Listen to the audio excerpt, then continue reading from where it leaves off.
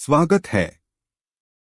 इतिहास के सुनहरे पन्नों की अनोखी यात्रा पर। वीडियो पसंद आए तो वीडियो को लाइक करें और सब्सक्राइब करें। श्लोक -16 एवं प्रवर्तितम चक्रं नानुवर्तयति ह्यः अघायुरिन्द्रियारामो मोघ पार्थ स जीवति। अनुवाद। हे पार्थ, जो मनुष्य इस लोक में इस प्रकार परंपरा से प्रचलित सृष्टि चक्र के अनुसार नहीं चलता, वह इंद्रियों के द्वारा भोगों में रमण करने वाला अघायु पापमय जीवन बिताने वाला मनुष्य संसार में व्यर्थ ही जीता है। जो पुरुष यहाँ इस प्रकार प्रवर्तित हुए चक्र का अनुवर्तन नहीं करता है पार्थ, इंद्रियों में रमने वाला वह पाप आयु पुरुष व्यर्थ ही जीता है। टिप्पणी 3.16 व्याख्या। पार्थ, नवे श्लोक में प्रारंभ किए हुए प्रकरण का उपसंहार करते हुए भगवान यहाँ अर्जुन के लिए पार्थ संबोधन देकर मानो यह कह रहे हैं कि तुम उसी पृथा कुंती के पुत्र हो जिसने आजीवन कष्ट सहकर भी अपने कर्तव्य का पालन किया था। अतः तुम्हारे से भी अपने कर्तव्य की अवहेलना नहीं होनी चाहिए। जिस युद्ध को तू घोर कर्म कह रहा है वह तेरे लिए घोर कर्म नहीं प्रत्युत यज्ञ कर्तव्य है।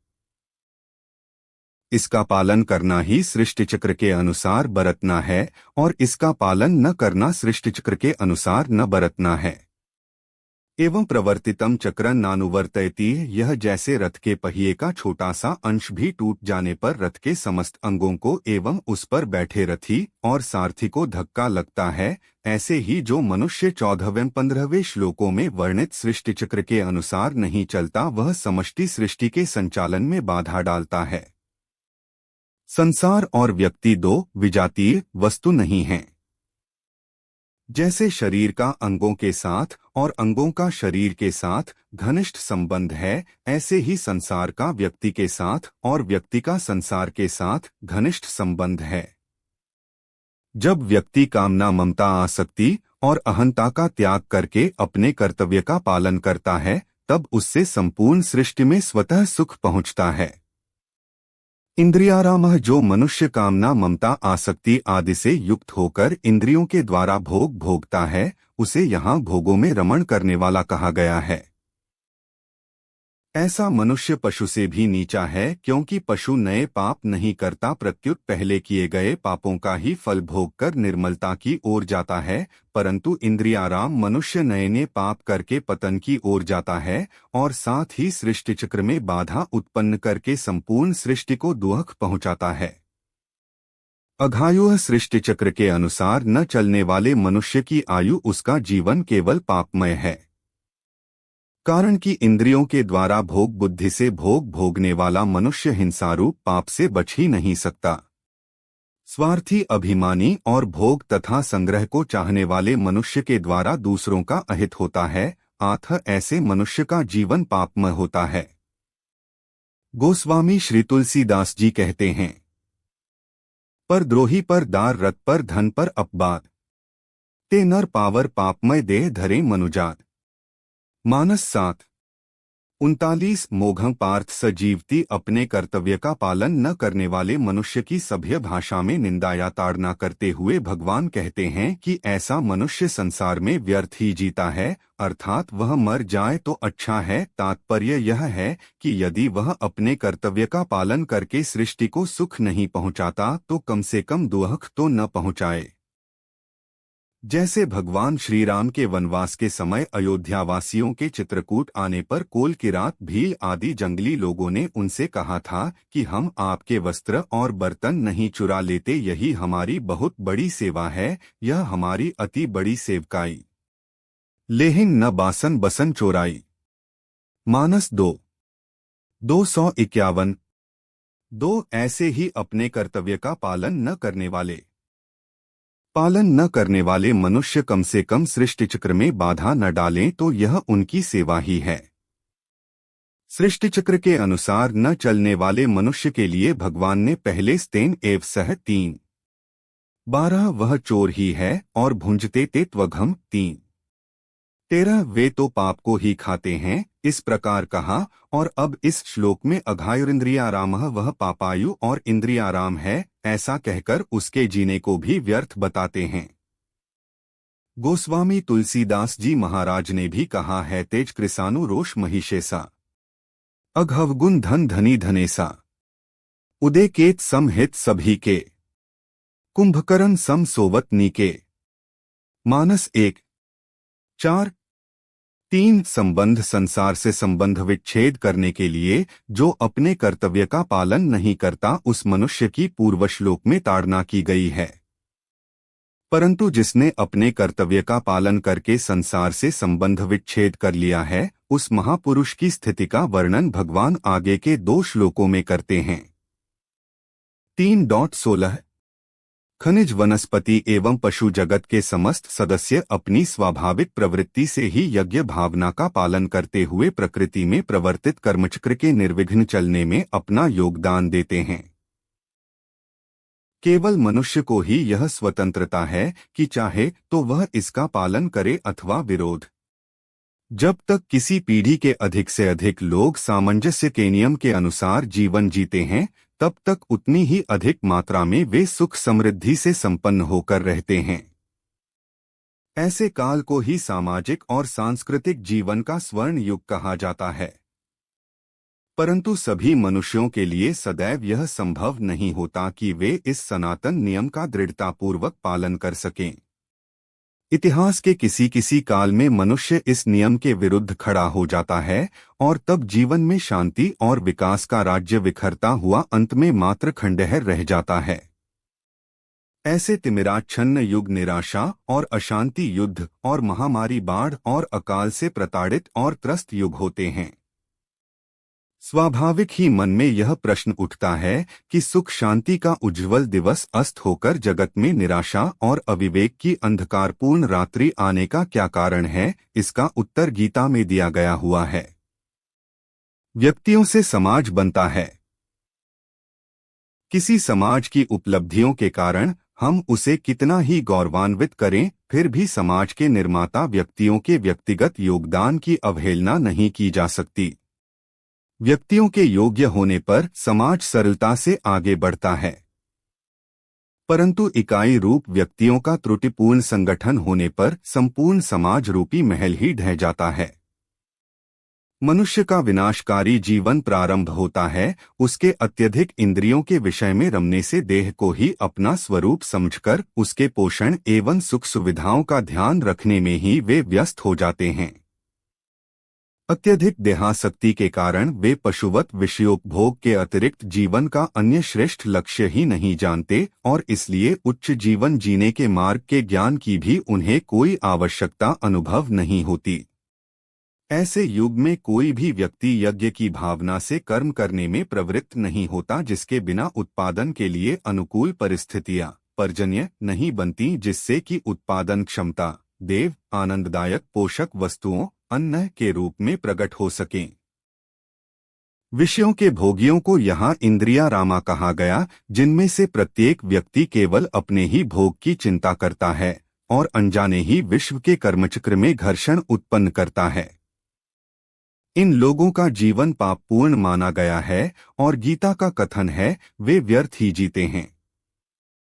अब एक प्रश्न है, क्या इस प्रकार प्रवर्तित चक्र का पालन सबको अनिवार्य है अथवा केवल उसके लिए जिसे ज्ञान योग में अभी निष्ठा प्राप्त नहीं हुई है? उत्तर में भगवान कहते हैं, श्लोक 17 यस्त्वात्मर्तिरेव स्यादात्मतृप्तश्च मानवः आत्मन्येव च संतुष्टस्तस्य कार्यं न विद्यते। अनुवाद, जो मनुष्य अपने आप में ही रमण करने वाला और अपने आप में ही तृप्त तथा अपने आप में ही संतुष्ट है उसके लिए कोई कर्तव्य नहीं है, परंतु जो मनुष्य आत्मा में ही रमने वाला, आत्मा में ही तृप्त तथा आत्मा में ही संतुष्ट हो उसके लिए कोई कर्तव्य नहीं रहता। टिप्पणी 3:17 व्याख्या यस्त्वात्मर्तिरेव च संतुष्टस्तस्य। यहाँ तो पद पूर्व श्लोक में वर्णित अपने कर्तव्य का पालन न करने वाले मनुष्य से कर्तव्य कर्म के द्वारा सिद्धि को प्राप्त महापुरुष की विलक्षणता बताने के लिए प्रयुक्त हुआ है। जब तक मनुष्य अपना संबंध संसार से मानता है तब तक वह अपनी रति प्रीति इंद्रियों के भोगों से एवं स्त्री पुत्र परिवार आदि से तृप्ति भोजन अन्न जल से तथा संतुष्टि धन से मानता है, परंतु इसमें उसकी प्रीति तृप्ति और संतुष्टि न तो कभी पूर्ण ही होती है और न निरंतर ही रहती है। कारण कि संसार प्रतिक्षण परिवर्तनशील जड़ और नाशवान है तथा स्वयं सदा एकरस रहने वाला चेतन और अविनाशी है। तात्पर्य है कि स्वयं का संसार के साथ लेशमात्र भी संबंध नहीं है। अतः स्वयं की प्रीति तृप्ति और संतुष्टि संसार से कैसे हो सकती है? किसी भी मनुष्य की प्रीति संसार में सदा नहीं रहती, यह सभी का अनुभव है। विवाह के समय स्त्री और पुरुष में परस्पर जो प्रीति या आकर्षण प्रतीत होता है वह एक दो संतान होने के बाद नहीं रहता। कहीं कहीं तो स्त्रियां अपने वृद्ध पति के लिए यहाँ तक कह देती हैं कि बुढ़ा मर जाए तो अच्छा है, भोजन करने से प्राप्त तृप्ति भी कुछ ही समय के लिए प्रतीत होती है। मनुष्य को धन प्राप्ति में जो संतुष्टि प्रतीत होती है वह भी क्षणिक होती है, क्योंकि धन की लालसा सदा उत्तरोत्तर बढ़ती ही रहती है, इसलिए कमी निरंतर बनी रहती है। तात्पर्य यही है कि संसार में प्रीति तृप्ति और संतुष्टि कभी स्थायी नहीं रह सकती। मनुष्य को सांसारिक वस्तुओं में प्रीति तृप्ति और संतुष्टि की केवल प्रतीति होती है, वास्तव में होती नहीं। अगर होती तो पुनः अति अतृप्ति एवं असंतुष्टि नहीं होती। स्वरूप से प्रीति तृप्ति और संतुष्टि स्वतः सिद्ध है। स्वरूप सत है। सत में कभी कोई अभाव नहीं होता, नाभावो विद्यते सतः। गीता 2:16। और अभाव के बिना कोई कामना पैदा नहीं होती, इसलिए स्वरूप में निष्कामता स्वतः सिद्ध है। परंतु जब जीव भूल से संसार के साथ अपना संबंध मान लेता है तब वह प्रीति तृप्ति और संतुष्टि को संसार में ढूंढने लगता है और इसके लिए सांसारिक वस्तुओं की कामना करने लगता है। कामना करने के बाद जब वह वस्तु धनादि मिलती है तब मन में स्थित कामना के निकलने के बाद दूसरी कामना के पैदा होने से पहले उसकी अवस्था निष्काम हो जाती है और उसी निष्कामता का उसे सुख होता है। परंतु उस सुख को मनुष्य भूल से सांसारिक वस्तु की प्राप्ति से उत्पन्न हुआ मान लेता है तथा उस सुख को ही प्रीति तृप्ति और संतुष्टि के नाम से कहता है। अगर वस्तु की प्राप्ति से वह सुख होता तो उसके मिलने के बाद उस वस्तु के रहते हुए सदा सुख रहता, दुहक भी न होता और पुनः वस्तु की कामना उत्पन्न न होती। परंतु सांसारिक वस्तुओं से कभी भी पूर्ण सदा के लिए प्रीति तृप्ति और संतुष्टि प्राप्त न हो सकने के कारण तथा संसार से ममता का संबंध बना रहने के कारण वह पुनः नई नई कामनाएं करने लगता है। कामना उत्पन्न होने पर अपने में अभाव का तथा काम्य वस्तु के मिलने पर अपने में पराधीनता का अनुभव होता है। अतः कामना वाला मनुष्य सदा दुहखी रहता है। यहाँ यह बात ध्यान देने की है कि साधक तो उस सुख का मूल कारण निष्कामता को मानते हैं और दुहखों का कारण कामना को मानते हैं, परंतु संसार में आसक्त मनुष्य वस्तुओं की प्राप्ति से सुख मानते हैं और वस्तुओं की अप्राप्ति से दुहख मानते हैं। यदि आसक्त मनुष्य भी साधक के समान ही यथार्थ दृष्टि से देखे तो उसको शीघ्र ही स्वतः सिद्ध निष्कामता का अनुभव हो सकता है। सकाम मनुष्यों को कर्मयोग का अधिकारी कहा गया है। कर्मयोगस्तु कामिनाम श्रीमद्भाष्य 0:11-20:7। सकाम मनुष्यों की प्रीति तृप्ति और संतुष्टि संसार में होती है। अतः कर्मयोग द्वारा सिद्ध निष्काम महापुरुषों की स्थिति का वर्णन करते हुए भगवान कहते हैं कि उनकी प्रीति तृप्ति और संतुष्टि सकाम मनुष्यों की तरह संसार में न होकर अपने आप स्वरूप में ही हो जाती है। गीता 2:55। जो स्वरूपतः पहले से ही है।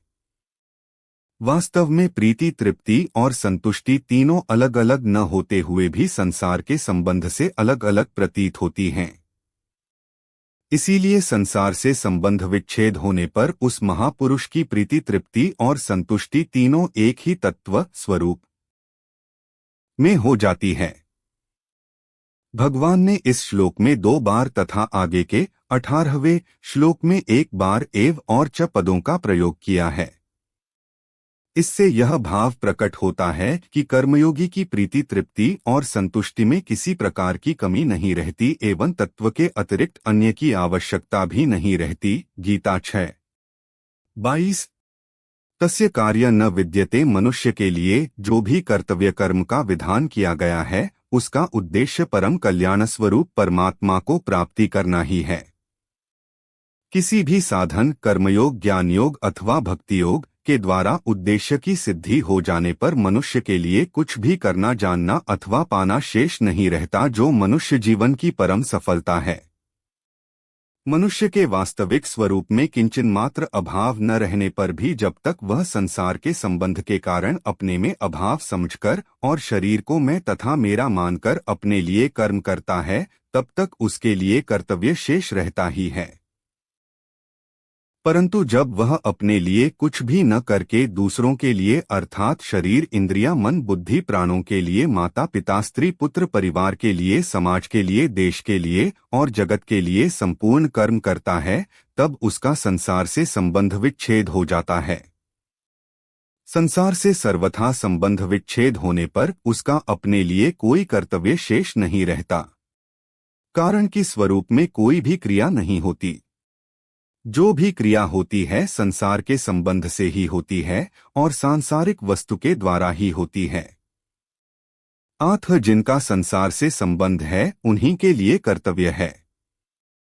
कर्म तब होता है जब कुछ न कुछ पाने की कामना होती है और कामना पैदा होती है अभाव से। सिद्ध महापुरुष में कोई अभाव होता ही नहीं, फिर उनके लिए करना कैसा? कर्मयोग के द्वारा सिद्ध महापुरुष की रति, तृप्ति और संतुष्टि जब अपने आप में ही हो जाती है, तब कृतकृत्य, ज्ञातव्य और प्राप्तव्य हो जाने से वह विधि निषेध से ऊंचा उठ जाता है। यद्यपि उस पर शास्त्र का शासन नहीं रहता, तथापि उसकी समस्त क्रियाएं स्वाभाविक ही शास्त्रानुकूल तथा दूसरों के लिए आदर्श होती हैं।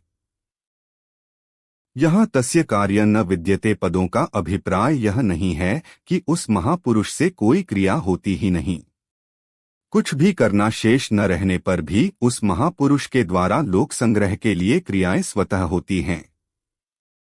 जैसे पलकों का गिरना उठना, श्वासों का आना जाना, भोजन का पचना आदि क्रियाएं स्वतः प्रकृति में होती हैं,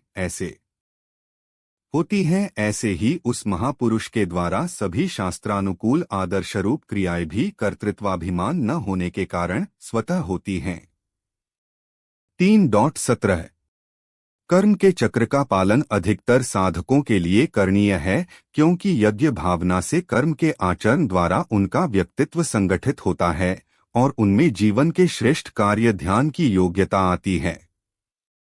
निस्वार्थ कर्म के द्वारा प्राप्त अंतकरण की शुद्धि एवं एकाग्रता का उपयोग जब निधिध्यासन में किया जाता है, तब साधक अहंकार के परे अपने शुद्ध आत्मस्वरूप की अनुभूति प्राप्त करता है। पूर्णत्व प्राप्त ऐसे सिद्ध पुरुष के लिए कर्म की चित्त शुद्धि के साधन के रूप में कोई आवश्यकता नहीं रहती, वरन कर्म तो उसके ईश्वर साक्षात्कार की अभिव्यक्ति मात्र होते हैं। यह एक सुविदित तथ्य है कि तृप्ति एवं संतोष के लिए ही हम कर्म में प्रवृत्त रहते हैं। तृप्ति और संतोष मानो जीवन रथ के दो चक्र हैं। इन दोनों की प्राप्ति के लिए ही हम धन का अर्जन, रक्षण, परिग्रह और व्यय करने में व्यस्त रहते हैं। परंतु आत्मानुभवी पुरुष अपने अनंत आनंद स्वरूप में उस तृप्ति और संतोष का अनुभव करता है कि उसे फिर बाह्य वस्तुओं की कोई आवश्यकता नहीं रह जाती। जहाँ तृप्ति और संतोष है, वहाँ सुख प्राप्ति की इच्छाओं की उत्पत्ति कहाँ, इच्छाओं के अभाव में कर्म का अस्तित्व कहाँ। इस प्रकार आत्म अज्ञान के कार्य, इच्छा, विक्षेप और कर्म का उसमें सर्वथा अभाव होता है। स्वाभाविक है, ऐसे पुरुष के लिए कोई अनिवार्य कर्तव्य नहीं रह जाता। सभी कर्मों का प्रयोजन उसमें पूर्ण हो जाता है। जगत के सामान्य नियमों में उसे बांधा नहीं जा सकता। वह ईश्वरीय पुरुष बनकर पृथ्वी पर विचरण करता है। और श्लोक 18 नैव तस्य कृतेनार्थो न कृतेने कश्चन। न चास्य सर्वभूतेषु कशिचिदर्थव्यपाश्रयः। अनुवाद। उस कर्मयोग से सिद्ध हुए महापुरुष का इस संसार में न तो कर्म करने से कोई प्रयोजन रहता है और न कर्म न करने से ही कोई प्रयोजन रहता है, तथा संपूर्ण प्राणियों में किसी भी प्राणी के साथ इसका किंचन मात्र भी स्वार्थ का संबंध नहीं रहता। इस जगत में उस पुरुष का कृत और अकृत से कोई प्रयोजन नहीं है और न वह किसी वस्तु के लिए भूतमात्र पर आश्रित होता है। टिप्पणी 3.18 व्याख्या नैव तस्य कृतेनार्थः प्रत्येक मनुष्य की कुछ न कुछ करने की प्रवृत्ति होती है। जब तक यह करने की प्रवृत्ति किसी सांसारिक वस्तु की प्राप्ति के लिए होती है तब तक उसका अपने लिए करना शेष रहता ही है। अपने लिए कुछ न कुछ पाने की इच्छा से ही मनुष्य बंधता है। उस इच्छा की निवृत्ति के लिए कर्तव्य कर्म करने की आवश्यकता है। कर्म दो प्रकार से किए जाते हैं, कामना पूर्ति के लिए और कामना निवृत्ति के लिए। साधारण मनुष्य तो कामना पूर्ति के लिए कर्म करते हैं, पर कर्मयोगी कामना निवृत्ति के लिए कर्म करता है। इसलिए कर्मयोग से सिद्ध महापुरुष में कोई भी कामना न रहने के कारण उसका किसी भी कर्तव्य से किंचन मात्र भी संबंध नहीं रहता। उसके द्वारा निःस्वार्थ भाव से समस्त सृष्टि के हित के लिए स्वतः कर्तव्य कर्म होते हैं। कर्मयोग से सिद्ध महापुरुष का कर्मों से अपने लिए व्यक्तिगत सुख आराम के लिए कोई संबंध नहीं रहता। इस महापुरुष का यह अनुभव होता है कि पदार्थ, शरीर, इंद्रियां, अंतःकरण आदि केवल संसार के हैं और संसार से मिले हैं, व्यक्तिगत नहीं हैं। अतः इनके द्वारा केवल संसार के लिए ही कर्म करना है, अपने लिए नहीं। कारण यह है कि संसार की सहायता के बिना कोई भी कर्म नहीं किया जा सकता। इसके अलावा मिली हुई कर्म सामग्री का संबंध भी समष्टि संसार के साथ ही संसार के हैं और संसार से मिले हैं, व्यक्तिगत नहीं हैं। अतः इनके द्वारा केवल संसार के लिए ही कर्म करना है, अपने लिए नहीं। कारण यह है कि संसार की सहायता के बिना कोई भी कर्म नहीं किया जा सकता। इसके अलावा मिली हुई कर्म सामग्री का संबंध भी समष्टि संसार के साथ ही है, अपने साथ नहीं। इसलिए अपना कुछ नहीं है। व्यष्टि के लिए समष्टि हो ही नहीं सकती। मनुष्य की यही गलती होती है कि वह अपने लिए समष्टि का उपयोग करना चाहता है, इसी से उसे अशांति होती है। अगर वह शरीर, इंद्रियां, मन, बुद्धि, पदार्थ आदि का समष्टि के लिए उपयोग करे तो उसे महान शांति प्राप्त हो सकती है। कर्मयोग से सिद्ध महापुरुष में यही विशेषता रहती है कि उसके कहलाने वाले शरीर, इंद्रियां, मन, बुद्धि, पदार्थ आदि का उपयोग मात्र संसार के लिए ही होता है। अतः उसका शरीर आदि की क्रियाओं से अपना कोई प्रयोजन नहीं रहता। प्रयोजन न रहने पर भी उस महापुरुष से स्वाभाविक ही लोगों के लिए आदर्शरूप उत्तम कर्म होते हैं। जिसका कर्म करने से प्रयोजन रहता है उससे आदर्श कर्म नहीं होते, यह सिद्धांत है। नाकृतेन कश्चन, जो मनुष्य शरीर, इंद्रियां, मन, बुद्धि आदि से अपना संबंध मानता है और आलस्य, प्रमाद आदि में रुचि रखता है, वह कर्मों को नहीं करना चाहता, क्योंकि उसका प्रयोजन प्रमाद, आलस्य, आराम आदि से उत्पन्न तामस सुख रहता है। गीता 18:39। परंतु यह महापुरुष जो सात्विक सुख से भी ऊंचा उठ चुका है, तामस सुख में प्रवृत्त हो ही कैसे सकता है, क्योंकि इसका शरीर आदि से किंचन मात्र भी संबंध नहीं रहता। फिर आलस्य, आराम आदि में रुचि रहने का तो प्रश्न ही नहीं उठता। मार्मिक बात प्रायः साधक कर्मों के न करने को ही महत्व देते हैं। वे कर्मों से उपरत होकर समाधि में स्थित होना चाहते हैं, जिससे कोई भी चिंतन बाकी न रहे। यह बात श्रेष्ठ और लाभप्रद तो है, पर सिद्धांत नहीं है। यद्यपि प्रवृत्ति करना की अपेक्षा निवृत्ति न करना श्रेष्ठ है, तथापि यह तत्व नहीं है। प्रवृत्ति करना और निवृत्ति न करना दोनों ही प्रकृति के राज्य में हैं। निर्विकल्प समाधि तक सब प्रकृति का राज्य है, क्योंकि निर्विकल्प समाधि से भी व्युत्थान होता है। क्रिया मात्र प्रकृति में ही होती है। प्रकर्षेण कर्ण भावे ल्युट् इति प्रकृतियः और क्रिया हुए बिना व्युत्थान का होना संभव ही नहीं। इसलिए चलने, बोलने, देखने, सुनने आदि की तरह सोना, बैठना, खड़ा होना, मौन होना, मूर्छित होना और समाधिस्थ होना भी क्रिया है। टिप्पणी पर 0142। वास्तविक तत्व चेतन स्वरूप में प्रवृत्ति और निवृत्ति दोनों ही नहीं है। वह प्रवृत्ति और निवृत्ति दोनों का निर्लिप्त प्रकाशक है। शरीर से तादात्म्य होने पर ही शरीर को लेकर करना और न करना ये दो विभाग द्वंद्वक होते हैं।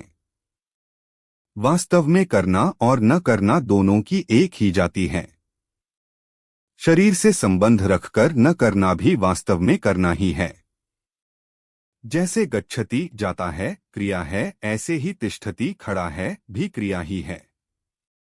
यद्यपि स्थूल दृष्टि से गच्छति में क्रिया स्पष्ट दिखाई देती है और तिष्ठति में क्रिया नहीं दिखाई देती है, तथापि सूक्ष्म दृष्टि से देखा जाए तो जिस शरीर में जाने की क्रिया थी उसी में अब खड़े रहने की क्रिया है। इसी प्रकार किसी काम को करना और न करना इन दोनों में ही क्रिया है। अतः जिस प्रकार क्रियाओं का स्थूल रूप से दिखाई देना प्रवृत्ति प्रकृति में ही है, उसी प्रकार स्थूल दृष्टि से क्रियाओं का दिखाई न देना निवृत्ति भी प्रकृति में ही है।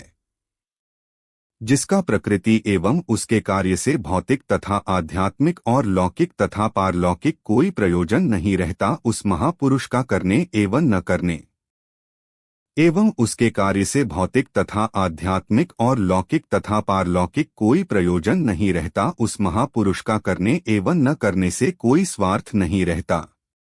जड़ता के साथ संबंध रहने पर ही करने और न करने का प्रश्न होता है, क्योंकि जड़ता के संबंध के बिना कोई क्रिया होती ही नहीं।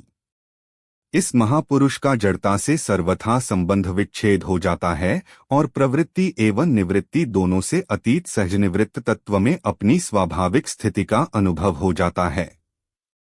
अतः साधक को जड़ता, शरीर में अहंता और ममता से संबंध विच्छेद करने की ही आवश्यकता है।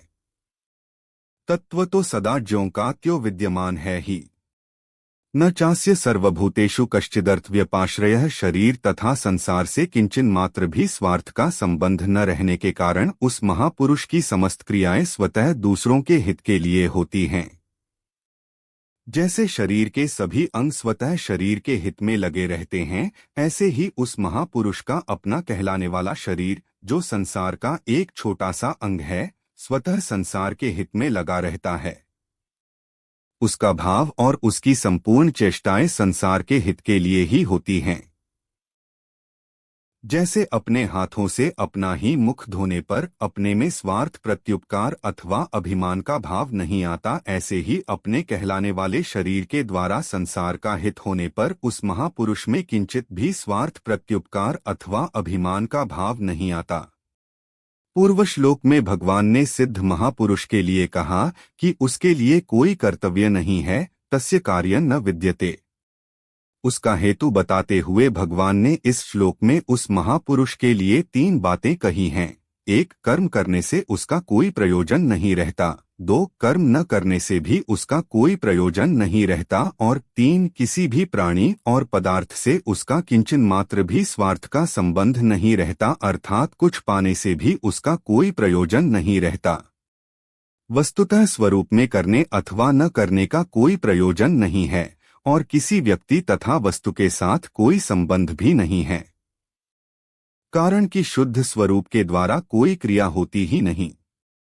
जो भी क्रिया होती है वह प्रकृति और प्रकृतिजन्य पदार्थों के संबंध से ही होती है। इसलिए अपने लिए कुछ करने का विधान ही नहीं है। जब तक मनुष्य में करने का राग, पाने की इच्छा, जीने की आशा और मरने का भय रहता है, तब तक उस पर कर्तव्य का दायित्व रहता है।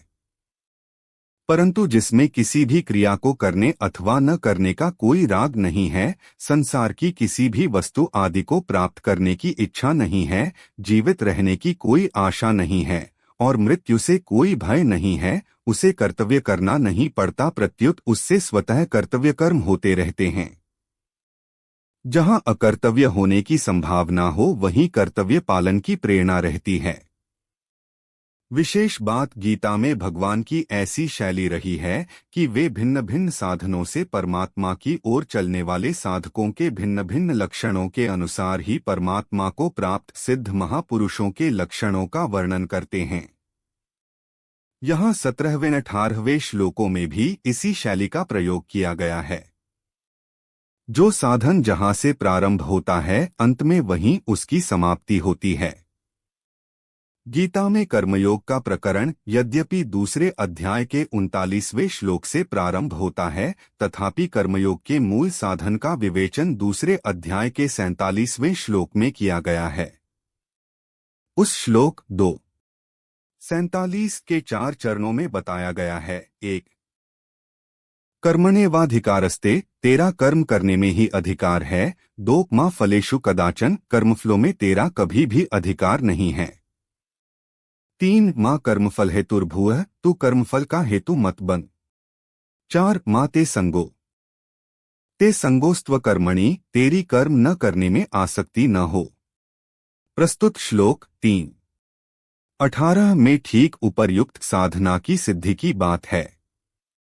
वहां 2:47 में दूसरे और तीसरे चरण में साधक के लिए जो बात कही गई है वह प्रस्तुत श्लोक के उत्तरार्ध में सिद्ध महापुरुष के लिए कही गई है कि उसका किसी प्राणी और पदार्थ से कोई स्वार्थ का संबंध नहीं रहता। वह पहले और चौथे चरण में साधक के लिए जो बात कही गई है वह प्रस्तुत श्लोक के पूर्वार्ध में सिद्ध महापुरुष के लिए कही गई है कि उसका कर्म करने अथवा न करने दोनों से ही कोई प्रयोजन नहीं रहता। इस प्रकार 17वें 18वें श्लोकों में कर्मयोग से सिद्ध हुए महापुरुष के लक्षणों का ही वर्णन किया गया है। कर्मयोग के साधन की दृष्टि से वास्तव में 18वां श्लोक पहले तथा 17वां श्लोक बाद में आना चाहिए, कारण कि जब कर्मयोग से सिद्ध हुए महापुरुष का कर्म करने अथवा न करने से कोई प्रयोजन नहीं रहता तथा उसका किसी भी प्राणी पदार्थ से किंचन मात्र भी स्वार्थ का संबंध नहीं रहता, तब उसकी रति तृप्ति और संतुष्टि अपने आप में ही हो जाती है। परंतु 16वें श्लोक में भगवान ने मोघ पार्थ सजीवती पदों से कर्तव्य पालन न करने वाले मनुष्य के जीने को निरर्थक बतलाया था। 17वें श्लोक में यह तो पद देकर यह बतलाते हैं कि यदि सिद्ध महापुरुष कर्तव्य कर्म नहीं करता तो उसका जीना निरर्थक नहीं है, प्रत्युत महान सार्थक है, कारण कि उसने मनुष्य जन्म के उद्देश्य को पूरा कर लिया है। उसके लिए अब कुछ भी करना शेष नहीं रहा। जिस स्थिति में कोई भी कर्तव्य शेष नहीं रहता उस स्थिति को साधारण से साधारण मनुष्य भी प्रत्येक अवस्था में तत्परता एवं लगनपूर्वक निष्काम भाव से कर्तव्य कर्म करने पर प्राप्त कर सकता है, क्योंकि उसकी प्राप्ति में सभी स्वतंत्र और अधिकारी हैं। कर्तव्य का संबंध प्रत्येक परिस्थिति से जुड़ा हुआ है, इसलिए प्रत्येक परिस्थिति में कर्तव्य निहित रहता है। केवल सुखलोलुपता से ही मनुष्य कर्तव्य को भूलता है। यदि वह निस्वार्थ भाव से दूसरों की सेवा करके अपनी सुखलोलुपता मिटा डाले तो जीवन के सभी दुखों से छुटकारा पाकर परम शांति को प्राप्ति हो सकता है। इस परम शांति की प्राप्ति में सबका समान अधिकार है। संसार के सर्वोपरि पदार्थ पद आदि सबको समान रूप से मिलने संभव नहीं है, किंतु परम शांति सबको समान रूप से ही मिलती है। संबंध पीछे के 2 श्लोकों में वर्णित महापुरुष की स्थिति को प्राप्त करने के लिए साधक को क्या करना चाहिए, इस पर भगवान आगे के श्लोक में साधन बताते हैं। सामान्य मनुष्य कर्म में 2 कारणों से प्रवृत्त होता है, क कर्म करने से कृत कुछ लाभ की आशा और ख कर्म न करने से अकृत किसी हानि का भय। परंतु जिसने अपने परम पूर्ण आत्मस्वरूप को साक्षात कर लिया, ऐसे तृप्त और संतुष्ट पुरुष को कर्म करने अथवा न करने से कोई प्रयोजन नहीं रह जाता, क्योंकि उसे न अधिक लाभ की आशा होती है और न हानि का भय। आत्मानुभूति में स्थित वह पुरुष आनंद के लिए किसी भी वस्तु या व्यक्ति पर आश्रित नहीं होता। परमार्थ दृष्टि से बाह्य विषय रूप जगत आत्मस्वरूप से भिन्न नहीं है। वास्तव में आत्मा ही अविद्या वृत्ति से जगत के रूप में प्रतीत होता है। चूंकि तुमने समुद्र के समान पूर्णत्व प्राप्त नहीं किया है, इसलिए। श्लोक 19। तस्मात् सक्तः सत्तं कार्यं कर्म समाचर असक्तो ह्याचरन् कर्म परमाप्नोति पुरुषः। अनुवाद। इसलिए तू निरंतर आसक्तिरहित होकर कर्तव्य कर्म का भली भांति आचरण कर, क्योंकि आसक्तिरहित होकर कर्म करता हुआ मनुष्य परमात्मा को प्राप्त हो जाता है। इसलिए तुम अनासक्त होकर सदैव कर्तव्य कर्म का सम्यक आचरण करो, क्योंकि अनासक्त पुरुष कर्म करता हुआ परमात्मा को प्राप्त होता है। टिप्पणी 3.19 व्याख्या। तस्मात् सक्तः सत्तं कार्यं कर्म समाचर पूर्व श्लोकों से इस श्लोक का संबंध बताने के लिए यहाँ तस्मात् पद आया है। पूर्व श्लोकों में भगवान ने कहा कि अपने लिए कर्म करने की कोई आवश्यकता न रहने पर भी सिद्ध महापुरुष के द्वारा लोक संग्रहार्थ क्रियाएं हुआ करती हैं। इसलिए अर्जुन को भी उसी तरह निष्काम भाव से कर्तव्य कर्म करते हुए परमात्मा को प्राप्त करने की आज्ञा देने के लिए भगवान ने तस्मात् पद का प्रयोग किया है। कारण कि अपने स्वरूप स्व के लिए कर्म करने और न करने से कोई प्रयोजन नहीं है। कर्म सदैव पर दूसरों के लिए होता है, स्व के लिए नहीं। अतः दूसरों के लिए कर्म करने से कर्म करने का राग मिट जाता है और स्वरूप में स्थिति हो जाती है। अपने स्वरूप से विजातीय जड़ पदार्थों के प्रति आकर्षण को आसक्ति कहते हैं। आसक्तिरहित होने के लिए आसक्ति के कारण को जानना आवश्यक है। मैं शरीर हूँ और शरीर मेरा है, ऐसा मानने से शरीरादि नाशवान पदार्थों का महत्व अंतःकरण में अंकित हो जाता है। इसी कारण उन पदार्थों में आसक्ति हो जाती है। आसक्ति ही पतन करने वाली है, कर्म नहीं। आसक्ति के कारण ही मनुष्य शरीर, इंद्रिया, मन, बुद्धि आदि जड़ पदार्थों से अपना संबंध मानकर अपने आराम सुख भोग के लिए तरह तरह के कर्म करता है। इस प्रकार जड़ता से आसक्तिपूर्वक माना हुआ संबंध ही मनुष्य के बारंबार जन्म मरण का कारण होता है। कारण गुणसंगोस्य सत्सद्योनि जन्मसु। गीता 13:21। आसक्तिरहित होकर कर्म करने से जड़ता से संबंध विच्छेद हो जाता है। आसक्ति वाला मनुष्य दूसरों का हित नहीं कर सकता, जबकि आसक्तिरहित मनुष्य से स्वतः स्वाभाविक प्राणी मात्र का हित होता है। उसके सभी कर्म केवल दूसरों के हितार्थ होते हैं। संसार से प्राप्त सामग्री शरीर आदि से हमने अभी तक अपने लिए ही कर्म किए हैं। उसको अपने ही सुख भोग और संग्रह में लगाया है। इसलिए संसार का हमारे पर ऋण है, जिसे उतारने के लिए केवल संसार के हित के लिए कर्म करना आवश्यक है। अपने लिए फल की कामना रखकर कर्म करने से पुराना ऋण तो समाप्त होता नहीं, नया ऋण और उत्पन्न हो जाता है। ऋण से मुक्त होने के लिए बार बार संसार में आना पड़ता है। केवल दूसरों के हित के लिए सब कर्म करने से पुराना ऋण समाप्त हो जाता है और अपने लिए कुछ न करने तथा कुछ न चाहने से नया ऋण उत्पन्न नहीं होता। इस तरह जब पुराना ऋण समाप्त हो जाता है और नया ऋण उत्पन्न नहीं होता, तब बंधन का कोई कारण न रहने से मनुष्य स्वतः मुक्त हो जाता है। कोई भी कर्म निरंतर नहीं रहता, पर आसक्ति अंतःकरण में निरंतर रहा करती है। इसलिए भगवान सत्तम असक्तः पदों से निरंतर आसक्तिरहित होने के लिए कहते हैं। मेरे को कहीं भी आसक्त नहीं होना है, ऐसी जागृति साधक को निरंतर रखनी चाहिए। निरंतर आसक्तिरहित रहते हुए जो विहित कर्म सामने आ जाए उसे कर्तव्य मात्र समझकर कर देना चाहिए, ऐसा उपर्युक्त पदों का भाव है। वास्तव में देखा जाए तो किसी के भी अंतःकरण में आसक्ति निरंतर नहीं रहती। जब संसार निरंतर नहीं रहता, प्रतिक्षण बदलता रहता है, तब उसकी आसक्ति निरंतर कैसे रह सकती है। ऐसा होते हुए भी माने हुए अहम के साथ आसक्ति निरंतर रहती हुई प्रतीत होती है। कार्यम अर्थात कर्तव्य उसे कहते हैं जिसको कर सकते हैं और जिसको अवश्य करना चाहिए। दूसरे शब्दों में कर्तव्य का अर्थ होता है अपने स्वार्थ का त्याग करके दूसरों का हित करना, अर्थात दूसरों की उस शास्त्र विहित न्यायुक्त मांग को पूरा करना जिसे पूरा करने की सामर्थ्य हमारे में है। इस प्रकार कर्तव्य का संबंध परहित से है। कर्तव्य का पालन करने में सब स्वतंत्र और समर्थ हैं, कोई पराधीन और असमर्थ नहीं है। हाँ, प्रमाद और आलस्य के कारण अकर्तव्य करने का बुरा अभ्यास, आदत हो जाने से तथा फल की इच्छा रहने से ही वर्तमान में कर्तव्य पालन कठिन मालूम देता है, अन्यथा कर्तव्य पालन के समान सुगम कुछ नहीं है। कर्तव्य का संबंध परिस्थिति के अनुसार होता है। मनुष्य प्रत्येक परिस्थिति में स्वतंत्रतापूर्वक कर्तव्य का पालन कर सकता है। कर्तव्य का पालन करने से ही आसक्ति मिटती है।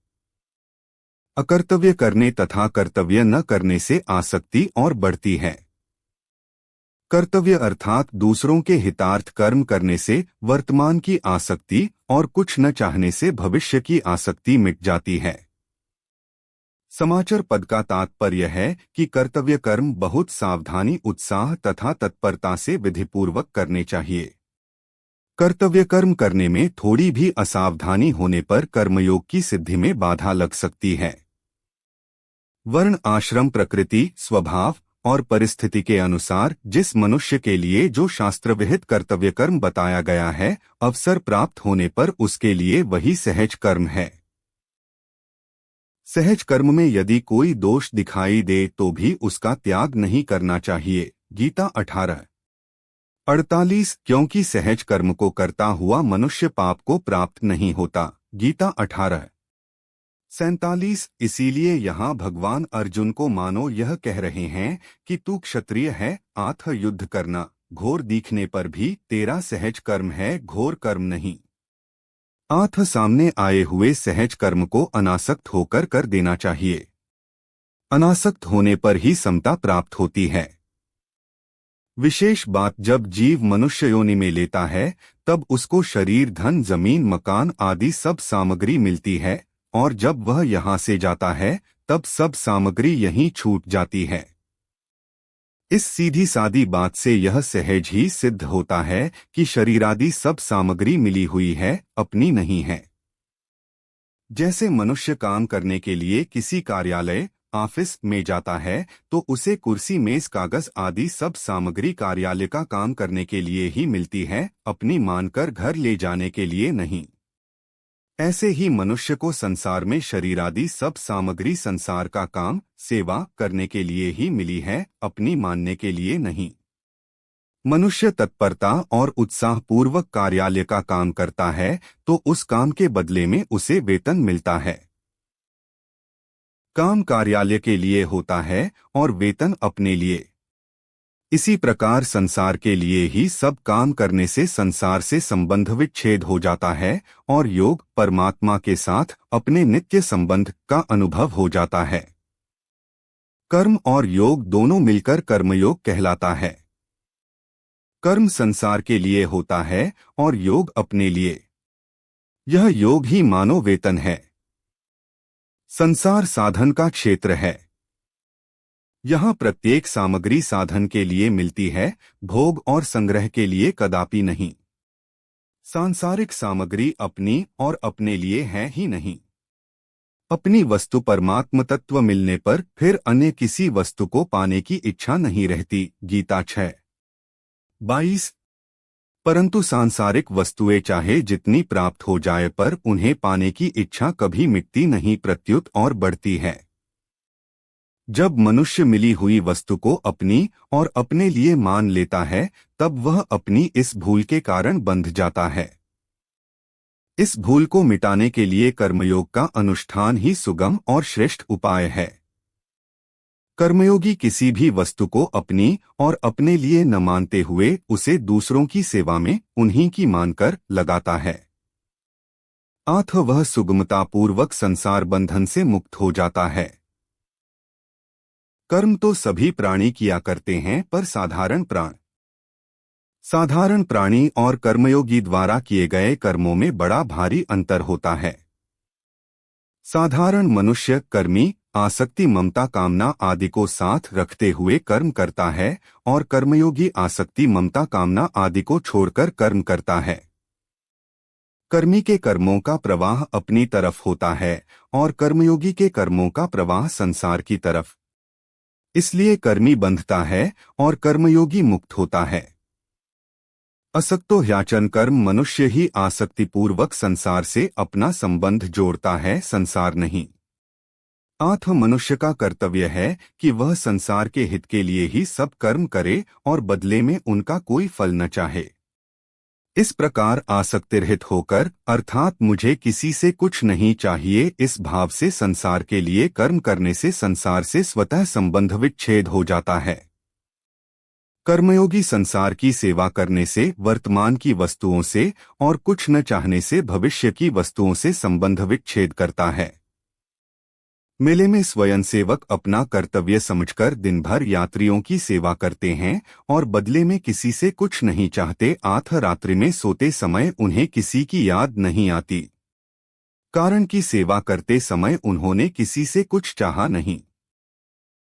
इसी प्रकार जो सेवा भाव से दूसरों के लिए ही सब कर्म करता है और किसी से मान बढ़ाई आदि कुछ नहीं चाहता, उसे संसार की याद नहीं आती। वह सुगमतापूर्वक संसार बंधन से मुक्त हो जाता है। कर्म तो सभी किया करते हैं, पर कर्मयोग तभी होता है जब आसक्तिरहित होकर दूसरों के लिए कर्म किए जाते हैं। आसक्ति शास्त्रहित कर्तव्य कर्म करने से ही मिट सकती है। धर्म ते बिरती मानस 3:16। 1. शास्त्र निषिद्ध कर्म करने से आसक्ति कभी नहीं मिट सकती। परमाप्नोति पुरुषः जैसे 13वें अध्याय के 34वें श्लोक में भगवान ने परम पद से सांख्ययोगी के परमात्मा को प्राप्त होने की बात कही, ऐसी ही यहाँ परम पद से कर्मयोगी के परमात्मा को प्राप्त होने की बात कहते हैं। तात्पर्य यह है कि साधक रुचि विश्वास और योग्यता के अनुसार किसी भी मार्ग कर्मयोग ज्ञानयोग या भक्तियोग पर क्यों न चले, उसके द्वारा प्राप्तव्य वस्तु एक परमात्मा ही है। गीता 5:45। प्राप्तव्य तत्व वही हो सकता है जिसकी प्राप्ति में विकल्प संदेह और निराशा न हो तथा जो सदा हो, सब देश में हो, सब काल में हो, सभी के लिए हो, सबका अपना हो और जिस तत्व से कोई कभी किसी अवस्था में किंचन मात्र भी अलग न हो सके, अर्थात जो सबको सदा अभिन्न रूप से स्वतः प्राप्त हो।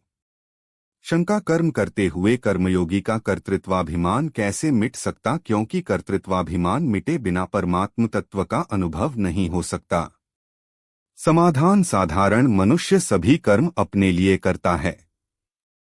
अपने लिए कर्म करने से मनुष्य में कर्तृत्वाभिमान रहता है। कर्मयोगी कोई भी क्रिया अपने लिए नहीं करता। वह ऐसा मानता है कि संसार से शरीर इंद्रिया मन बुद्धि पदार्थ रुपए आदि जो कुछ सामग्री मिली है वह सब संसार की ही है, अपनी नहीं। जब कभी अवसर मिलता है तभी वह सामग्री समय सामर्थ्य आदि को संसार की सेवा में लगा देता है। उनको संसार की सेवा में लगाते हुए कर्मयोगी ऐसा मानता है कि संसार की वस्तु ही संसार की सेवा में लगा रहा हूँ, अर्थात सामग्री समय सामर्थ्य आदि उन्हीं के हैं जिनकी सेवा हो रही है। ऐसा मानने से कर्तृत्वाभिमान नहीं रहता। कर्तृत्व में कारण है भोक्तृत्व। कर्मयोगी भोग की आशा रखकर कर्म करता ही नहीं। भोग की आशा वाला मनुष्य कर्मयोगी नहीं होता।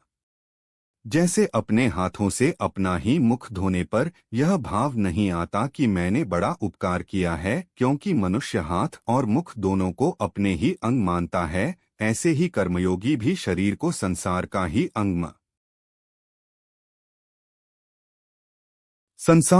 अंग मानता है। यदि अंग ने अंगी की ही सेवा की है तो उसमें कर्तृत्वाभिमान कैसा। यह नियम है कि मनुष्य जिस उद्देश्य को लेकर कर्म में प्रवृत्त होता है, कर्म के समाप्त होते ही वह उसी लक्ष्य में तल्लीन हो जाता है। जैसे व्यापारी धन के उद्देश्य से ही व्यापार करता है तो दुकान बंद करते ही उसका ध्यान स्वतः रुपयों की ओर जाता है और वह रुपए गिनने लगता है। उसका ध्यान इस और नहीं जाता कि आज कौन कौन ग्राहक आए, किस किस जाति के आए आदि आदि, कारण कि ग्राहकों से उसका कोई प्रयोजन नहीं। संसार का उद्देश्य रखकर कर्म करने वाला मनुष्य संसार में कितना ही तल्लीन क्यों न हो जाए पर उसकी संसार से एकता नहीं हो सकती, क्योंकि वास्तव में संसार से एकता है ही नहीं। संसार प्रतिक्षण परिवर्तनशील और जड़ है, जबकि स्वयं अपना स्वरूप अचल और चेतन है।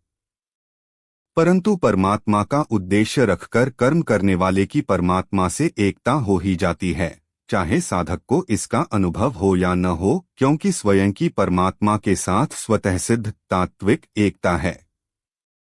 इस प्रकार जब कर्ता कर्तव्य बनकर अपने उद्देश्य परमात्म तत्व के साथ एक हो जाता है, तब कर्तृत्वाभिमान का प्रश्न ही नहीं रहता।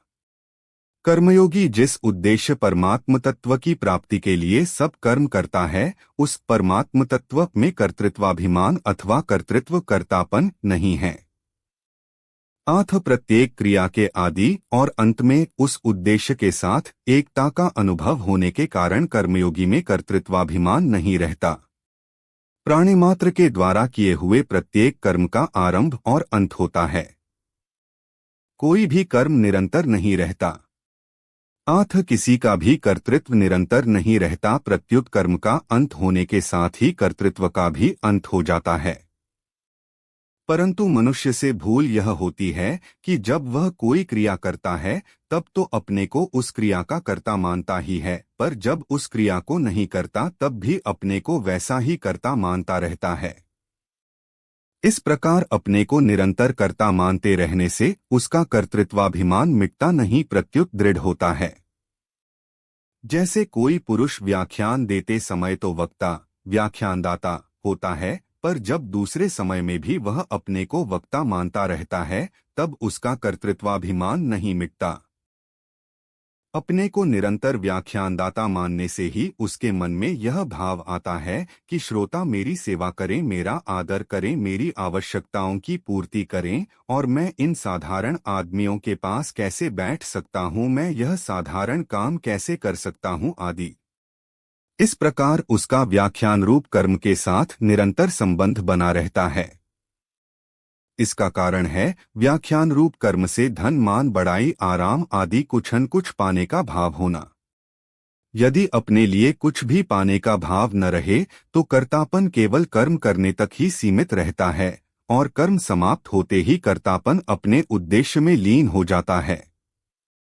जैसे मनुष्य भोजन करते समय ही अपने को उसका भोक्ता अर्थात भोजन करने वाला मानता है, भोजन करने के बाद नहीं, ऐसे ही कर्मयोगी किसी क्रिया को करते समय ही अपने को उस क्रिया का कर्ता मानता है, अन्य समय नहीं। जैसे कर्मयोगी व्याख्यानदाता है और लोगों में उसकी बहुत प्रतिष्ठा है, परंतु कभी व्याख्यान सुनने का काम पड़ जाए तो वह कहीं भी बैठकर सुगमतापूर्वक व्याख्यान सुन सकता है। उस समय उसे न आदर की आवश्यकता है न ऊंचे आसन की, क्योंकि तब वह अपने को श्रोता मानता है, व्याख्यानदाता नहीं। कभी व्याख्यान देने के बाद उसे कोई कमरा साफ करने का काम प्राप्त हो जाए तो वह उस काम को वैसी ही तत्परता से करता है जैसी तत्परता से वह व्याख्यान देने का कार्य करता है। उसके मन में थोड़ा भी यह भाव नहीं आता कि इतना बड़ा व्याख्यानदाता होकर मैं यह कमरा सफाई का तुच्छ काम कैसे कर सकता हूँ, लोग क्या कहेंगे, मेरी इज्जत धूल में मिल जाएगी इत्यादि। वह अपने को व्याख्यान देते समय व्याख्यानदाता, कथा श्रवण के समय श्रोता और कमरा साफ करते समय कमरा साफ करने वाला मानता है। अतः उसका कर्तृत्वाभिमान निरंतर नहीं रहता। जो वस्तु निरंतर नहीं रहती अपितु बदलती रहती है, वह वास्तव में नहीं होती और उसका संबंध भी निरंतर नहीं रहता, यह सिद्धांत है। इस सिद्धांत पर दृष्टि जाते ही साधक को वास्तविका कर्तृत्वाभिमान से रहित स्वरूप का अनुभव हो जाता है। कर्मयोगी सब क्रियाएं उसी भाव से करता है जिस भाव से नाटक में एक स्वांगधारी पात्र करता है। जैसे नाटक में हरिश्चंद्र का स्वांग नाटक खेल के लिए ही होता है और नाटक समाप्त होते ही हरिश्चंद्र रूप स्वांग का स्वांग के साथ ही त्याग हो जाता है, ऐसे ही कर्मयोगी का कर्तापन भी स्वांग के समान केवल क्रिया करने तक ही सीमित रहता है। जैसे नाटक में हरिश्चंद्र बना हुआ व्यक्ति हरिश्चंद्र की सब क्रियाएं करते हुए भी वास्तव में अपने को उन क्रियाओं का कर्ता, वास्तविक हरिश्चंद्र नहीं मानता, ऐसे ही कर्मयोगी शास्त्र विहित संपूर्ण कर्मों को करते हुए भी वास्तव में अपने को उन क्रियाओं का कर्ता नहीं मानता। कर्मयोगी शरीर आदि सब पदार्थों को स्वांग की तरह अपना और अपने लिए न मानकर उन्हें संसार का मानते हुए संसार की ही सेवा में लगाता है। अतः किसी भी अवस्था में कर्मयोगी में किंचन मात्र भी कर्तृत्वाभिमान नहीं रह सकता। कर्मयोगी जैसे कर्तृत्व को अपने में निरंतर नहीं मानता, ऐसे ही माता पिता स्त्री पुत्र भाई भौजाई आदि के साथ अपना संबंध भी निरंतर नहीं मानता। केवल सेवा करते समय ही उसके साथ अपना संबंध सेवा करने के लिए ही मानता है। जैसे यदि कोई पति है तो पत्नी के लिए पति है, अर्थात पत्नी कर्कशा हो, कुरूपा हो, कलह करने वाली हो, पर उसे पत्नी रूप में स्वीकार कर लिया तो अपनी योग्यता सामर्थ्य के अनुसार उसका भरण पोषण करना पति का कर्तव्य है। पति के नाते उसके सुधार की बात कह देनी है, चाहे वह माने या न माने।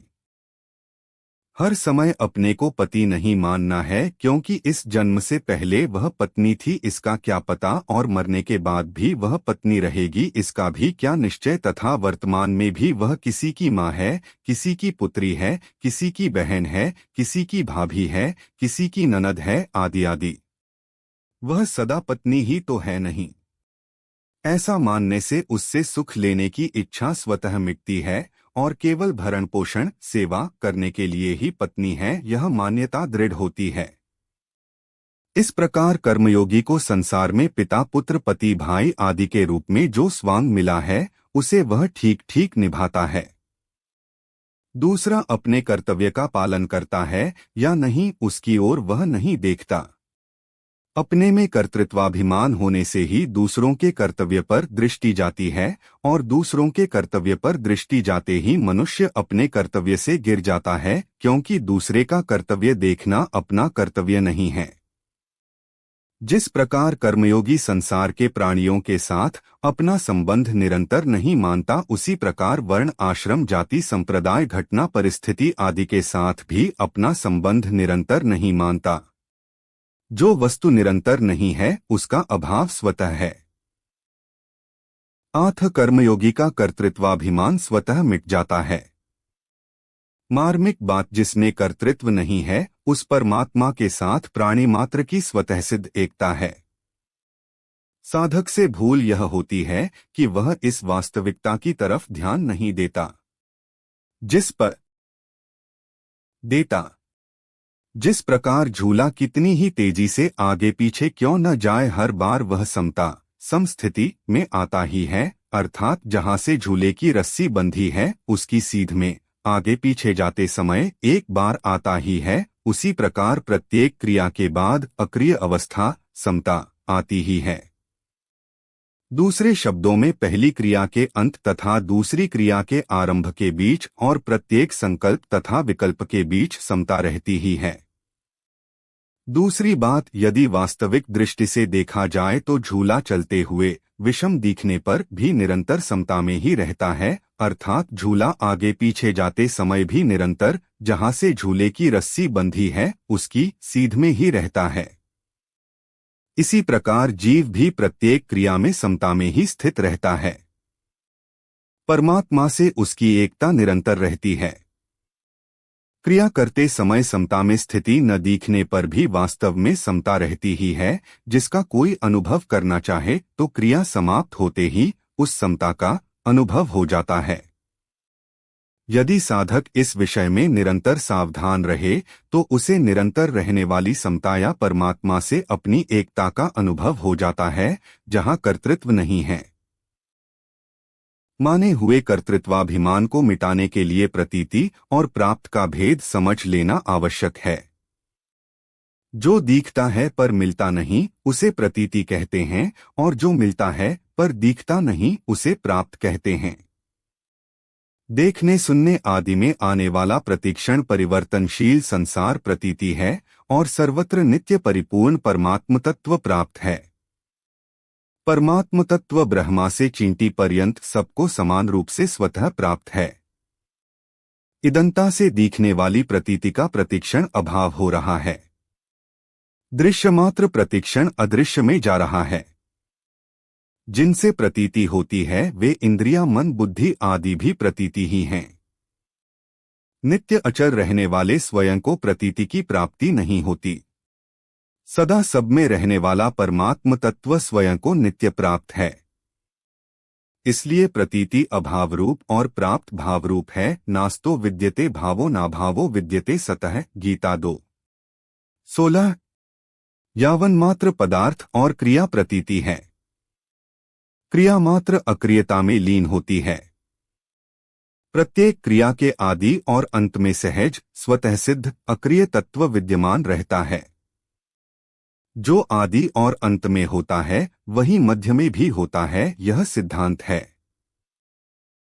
आथ क्रिया के समय भी अखंड और सहज अक्रिय तत्व ज्यों का त्यों विद्यमान रहता है।